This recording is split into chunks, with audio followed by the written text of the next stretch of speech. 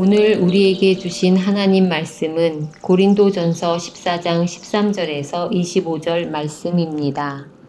그러므로 방언을 말하는 자는 통역하기를 기도할지니 내가 만일 방언으로 기도하면 나의 영이 기도하거니와 나의 마음은 열매를 맺지 못하리라. 그러면 어떻게 할까? 내가 영으로 기도하고 또 마음으로 기도하며 내가 영으로 찬송하고 또 마음으로 찬송하리라.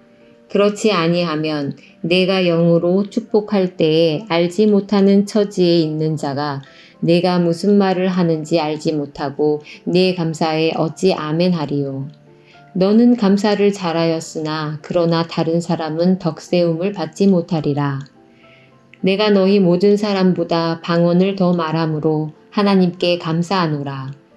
그러나 교회에서 내가 남을 가르치기 위하여 깨달은 마음으로 5마디 말을 하는 것이 1만마디 방언으로 말하는 것보다 나으니라.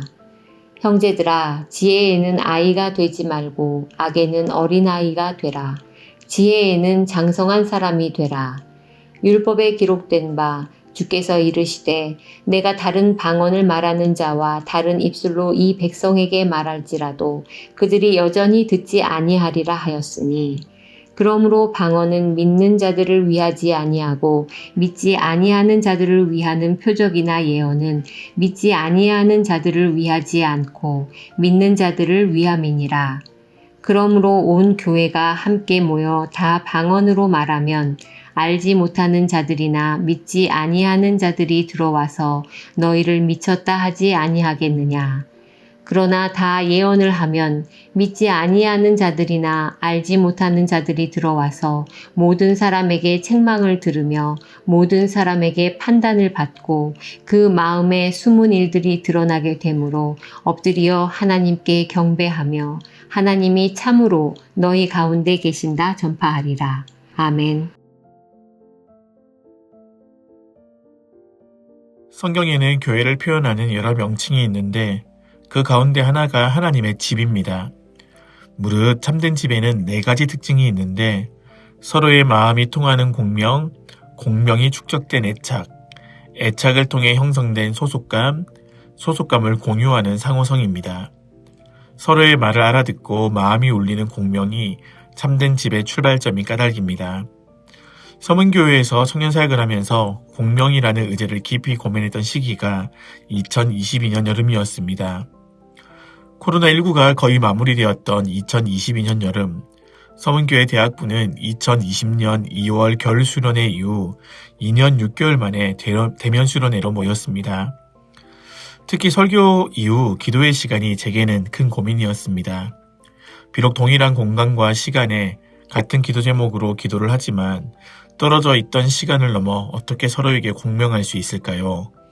고심하던 저는 조금은 독특한 방식으로 기도회를 인도했습니다.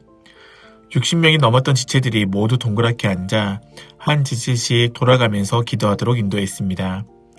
그렇게 90분이 넘는 시간 동안 한 지체의 고백과 다른 지체들의 경청이 이어졌습니다. 고린도전서 14장 13절에서 25절을 기록한 사도 바울, 그리고 바울을 통해 이 본문을 기록하게 하신 삼위 하나님께서 의도하신 바도 공명입니다. 공명이란 주제를 중심으로 간략하게 3가지를 성찰합시다. 첫째, 방언이라는 성령의 은사에도 불구하고 공명을 상실한 고린도 교회의 현실입니다. 둘째, 고린도 교회가 서로에게 다시 공명할 수 있는 길입니다. 셋째, 이 가르침이 우리에게 주는 위로와 도전입니다. 우선 고린도 교회가 어떻게 공명을 상실해 하나님의 집에서 멀어졌는지 확인합시다. 성경에서 방언은 배우지 않은 외국어 혹은 알아들을 수 없는 소리입니다. 바울 자신도 방언을 많이 했고 또한 다른 그리스도인들에게도 방언하기를 원한다고 권했습니다. 그런데 방언을 잘못 사용한 고린도 교회는 하나님의 집이 아닌 전쟁터로 변질되었습니다. 본문의 배경은 홀로 기도하는 자리가 아닌 예배와 같은 공적인 모임입니다. 고린도 교회가 공적으로 함께 모인 자리에서 방언이라는 성령의 은사를 받은 이들이 아무런 제약 없이 방언을 했던 것이 문제였습니다. 왜 바울이 이런 관행에 문제를 제기한 것일까요? 언어가 공유되지 않는 그 순간이 누군가에게는 잘못 와 있는 긴장을 일으켰기 때문입니다. 21절과 22절 상반절이 말하는 의도이기도 합니다. 21절은 이사야 28장 11절을 인용한 구절인데 낯선 외국에서 포로 생활을 했던 이스라엘 백성들의 경험을 담고 있습니다. 이해할 수 없는 말이 가득한 곳에서 느끼는 외로움, 당혹감은 집 밖에 있다라는 진실을 드러냅니다. 대학교 신입생 시절 어떻게 하다가 음대생들 3-4명과 자리를 같이 했습니다. 전공이 비슷했던 친구들은 저를 앞에 두고 아주 편하게 음악에 대한 다양한 이야기를 주고받았습니다. 하지만 인문학이 전공이었던 저는 그 대화를 전혀 이해할 수 없었습니다. 처음에는 호기심도 들었지만 곧 잊지 말아야 할 곳에 있다라는 생각이 들어 힘들었습니다. 그곳은 제게 집이 아니었습니다. 이처럼 공적인 자리에서 제약 없이 방언을 한 것이 심판 아래 있는 불신자들에게 더 어울릴 만한 자리를 만든 셈입니다. 자신에게만 집중을 하느라 혹은 자신을 뽐내느라 그 자리에 함께 있는 다른 지체들을 전혀 배려하지 않았습니다. 고린도 교회가 더 이상 공명하지 못한 맥락입니다.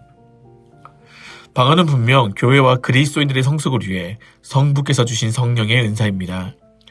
방언을 잘 사용하면 서로가 깊이 공명할 수 있기에 바울은 1절을 힘주어 강조합니다. 그러므로 방언을 말하는 자는 통역하기를 기도할지니입니다. 공적인 모임에서 방언을 할 수 있습니다. 단지 한 가지 제약이 있습니다. 바로 방언을 통역할 수 있는 경우입니다. 통역이 없는 방언은 이해할 수 있는 마음에는 이르지 못하기에 나의 마음과 너의 마음이 공명할 수 없습니다. 앞서 하나님의 집이 되는 첫 시작은 서로의 말을 통해 서로의 마음이 공명하는 것이라 말씀을 드렸습니다. 바울은 19절에서 다시 이 사실을 강조합니다. 그러나 교회에서 내가 남을 가르치기 위하여 깨달은 마음으로 5마디 말을 하는 것이 1만마디 방언으로 말하는 것보다 나으니라. 통역된 방언은 서로가 공명하는 통로뿐만 아니라 하나님과 우리가 공명하는 길이기도 합니다.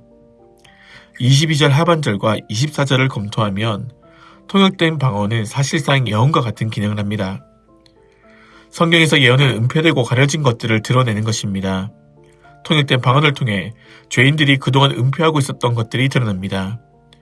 또한 해석된 방언을 통해 우리가 외면했던 삼위 하나님의 아름다움을 마주할 수도 있습니다.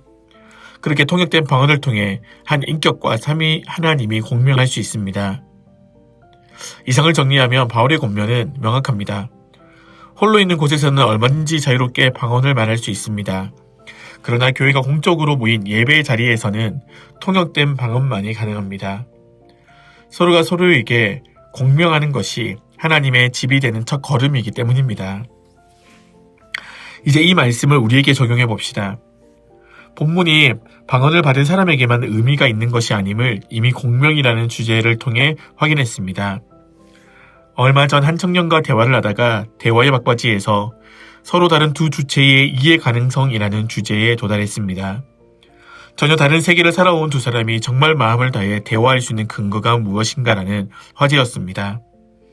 서로 이해할 수 없다면 대화도 공명도 불가능합니다. 이 점에서 참된 공명의 근거는 참 하나님이시자 참 사람이신 예수 그리스도이십니다. 그분 덕분에 우리는 오늘 또 하나님의 집에서 이 집의 아버지이신 성부와 공명할 수 있습니다. 그리스도는 하나님의 말을 사람의 말로 우리에게 전해주십니다. 또한 그리스도는 우리가 드린 모든 기도를 또한 하나님의 말로 하나님께 전하십니다.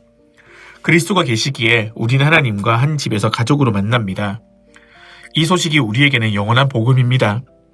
이제 그 복음을 선물로 받은 자들은 또한 다른 지체들 그리고 낯선 세계와 공명하려고 노력합니다. 그 시장은 내가 말하라는 것들을 잠시 멈추고 내 눈앞에 있는 지체들을 응시하며 경청하는 것입니다. 그렇게 우리와 하나님이 서로 공명하며 하나님의 집이 이 땅에 드러납니다.